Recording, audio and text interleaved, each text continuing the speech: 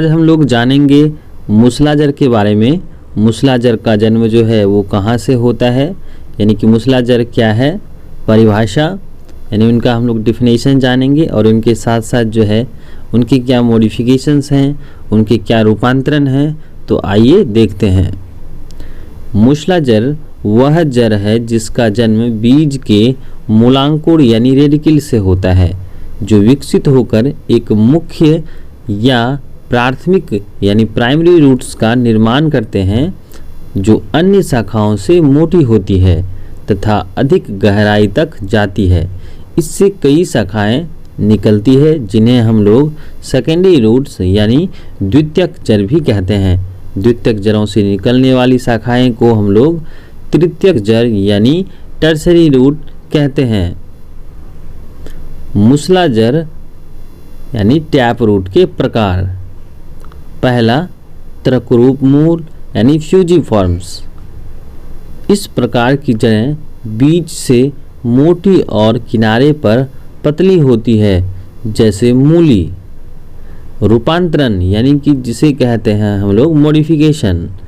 Roots मुख्य रूप से जो है क्या करते हैं, मूल रोम के द्वारा जल तथा खनिज लवण का अवशोषण करते हैं। साथ साथ यह पौधे को स्ट्रेंथ एंड रिजिडिटी प्रदान करता है। इनके अलावे जड़ जो है क्या करते हैं, भोजन संग्रह का भी कार्य करते हैं।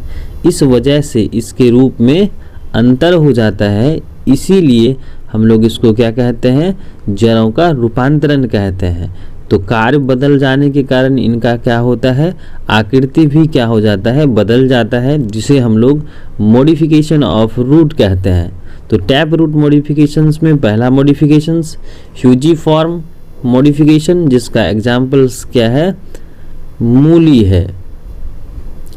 दूसरा, कॉनिकल यानी शंकुरूप मूल। इस प्रकार के मूल जड़ें आधार की ओर मोटी और नीचे की ओर क्रमशः पतली होती चली जाती है, जैसे कि गाजर। और तीसरा है हम लोगों का कुंभी रूप मूल यानी कि नेविफॉर्म्स। ये जड़ें शीर्ष पर मोटी और फूली हुई होती है तथा नीचे की ओर पतली हो जाती है, जैसे सलजम या इसे हम लोग कहते हैं टर्निप या चुकंदर।